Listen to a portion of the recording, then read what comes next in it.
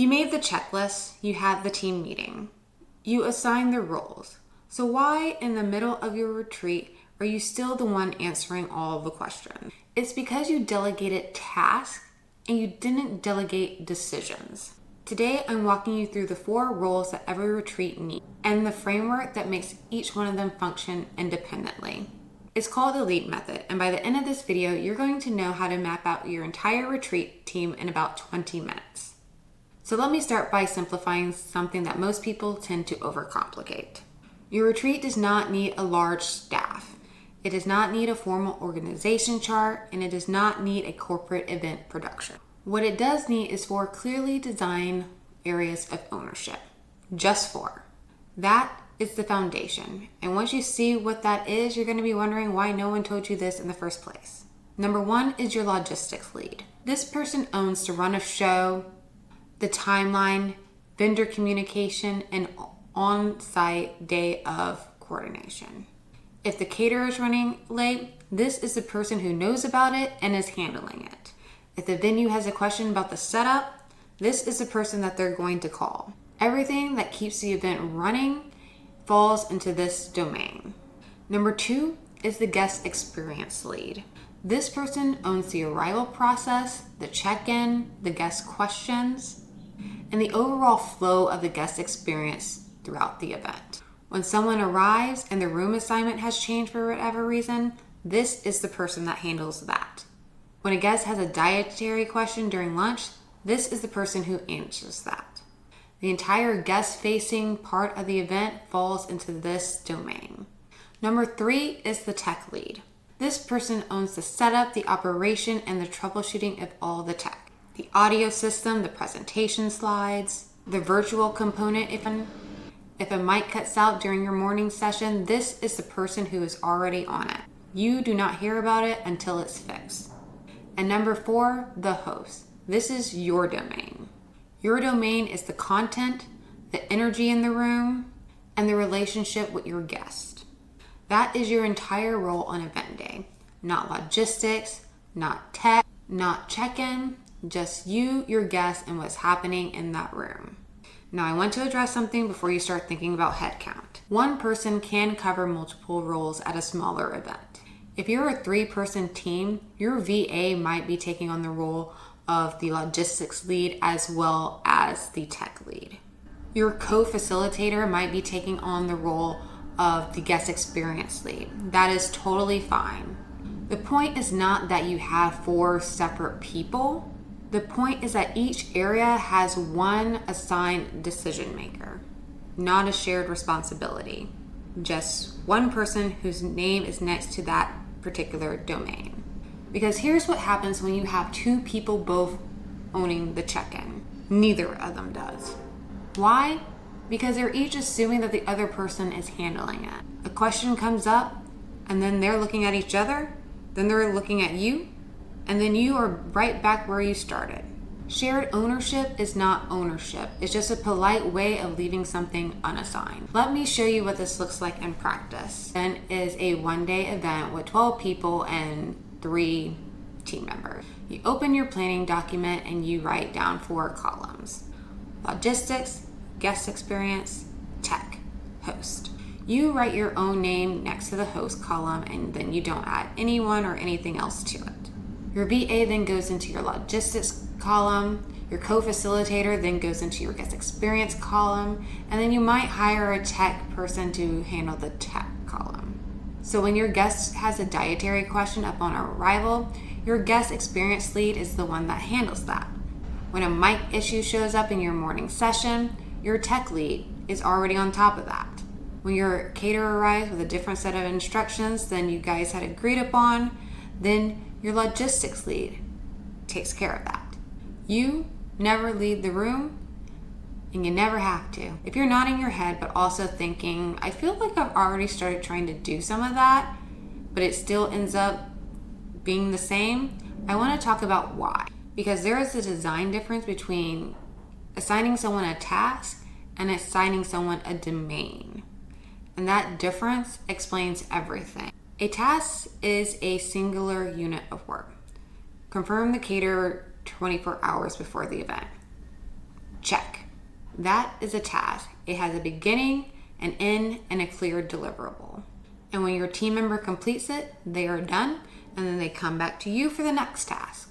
A domain is an area of ownership. You own vendor coordination. That means you are the point of contact for every vendor. You're keeping track of all the changes. You update the run of show if something shifts, and you handle anything that comes up in that area on event day. You see the difference? That right there is a domain. It doesn't run out, and it doesn't require a new task list every time there is a sudden change. The owner operates within it using their best judgment with the authority that they have been given. Here's where this shows up in real life. You gave your VA a task, confirm the caterer the day before. She did that. It's done. Complete it. And then on event day, the caterer arrives with a different point of contact with completely different information about the setup. Your assistant had no idea what to do because that was not included in the instructions that they were given. So then she went and found you mid-session, and you found yourself having to take control because she didn't have the authority or the context as to what it was that was needed to be done. Now, if your VA had ownership of, let's say, the vendor coordination, that whole situation would have been handled differently. She would have been tracking the vendor contact from the very beginning. She would have caught that change, and she would have updated the run of show and everything else that needed to be updated. No task list would have needed to be created for that because it's already been handled. There's someone already in charge who can handle it while they're on site. And this is exactly why making your task list more detailed hasn't helped. And I know you have tried that. You have added more bullet points to your list of instructions.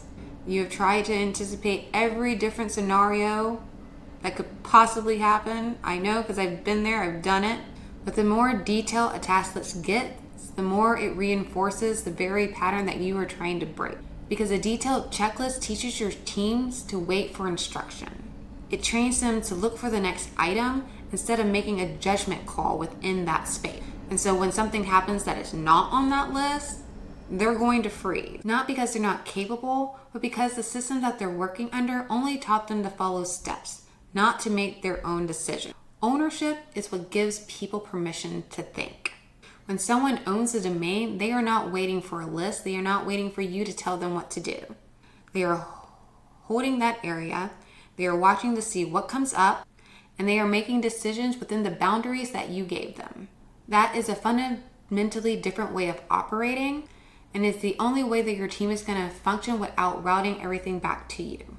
Quick pause. If you are watching this and starting to realize that you have some gaps in the back end of your own system, I have a free resource for you. It's called the Event Systems ROI Audit. It walks you through the 5 areas of your back end and shows you exactly where your structures are supporting you and what areas could probably use a little more work. And one of those areas is team coordination. The link is down in the description below, so go ahead and grab it when you're ready. Okay, so now let's get back to the framework. I want to give you a framework that you can use before your next event. It's called the L.E.A.D method. Locate, equip, assign, detach. So let's start with step 1, locate. Go through your retreat from start to finish and locate all the areas that need decisions to be made. Not every task, but every area. Vendor coordination, guest arrivals, text setup, room transitions, content delivery. These are domains of your event. Write them down. For most retreats, these areas will naturally fall into those 4 areas that we talked about previously. Logistics, guest experience, tech, host. Some retreats might have a 5th domain depending on how it's set up, but 4 is the foundation. Step 2 is equip. This is a step that most people forget, and it's the reason why a lot of things fall apart. Equipping means giving each domain owner the resources they need to operate independently. That includes a brief that outlines all of their responsibilities, a contact list for anyone that they may need to reach out to, a reference to the run of show, and most importantly, a clear definition of what they are allowed to decide without needing to come to you first. Without the equip step, you're just handing someone a title and hoping that they figure it out on their own. That is not delegation. That is the setup for exactly what is keeping you hindered at the present moment. Step 3 is assign. Put one name next to each domain. One. Not two names with a note that says they will figure it out. Not a team. Just one person. One person that is the owner. They are the one who makes decisions in that area. They are the ones who is held accountable for what happens within that domain. If you have a small team, one person may own 2 domains. That's fine. What matters is that each domain has only one person assigned to it. That way there's no gaps and no overlaps. Step 4 is to detach. This is the hardest part, but it is also the most important one. Once the domain is equipped and assigned, now you need to release it. You are still available for escalation. If something truly requires your input, the team knows that you are available. But you are no longer available for the standard operating procedures. That means when your logistics lead sends you information about a logistic issue, your role is not to fix it. It is to ask, do you have what you need to handle this? And if you equip them properly in step 2, then the answer should be yes. Detaching is not abandoning your team. It's respecting the structure that you've built. It is saying, I did the work to build this, and now I am trusting it to hold. Here's what this looks like in real time. You sit down with your planning document. You write out those 4 columns: logistics, guest experience, technology, hosts. You put your name in the host column, and then you put one name in each of the other 3 categories. In each of those categories, under those names, you write down all the different decisions that they are allowed to make without your input. You also know what gets escalated and what does not. And that takes about 20 minutes, and it creates a structure that your team probably hasn't had before. Now, I want to be honest about something. Mapping this out is only the first layer. It's a significant layer, and it will change how your team operates. But there is a second layer that actually makes this functional, and that is called a brief. A title without a brief is just merely a label. Your logistic lead needs to know what decisions lie within that domain. Your guest experience lead needs to know what that guest arrival looks like step by step.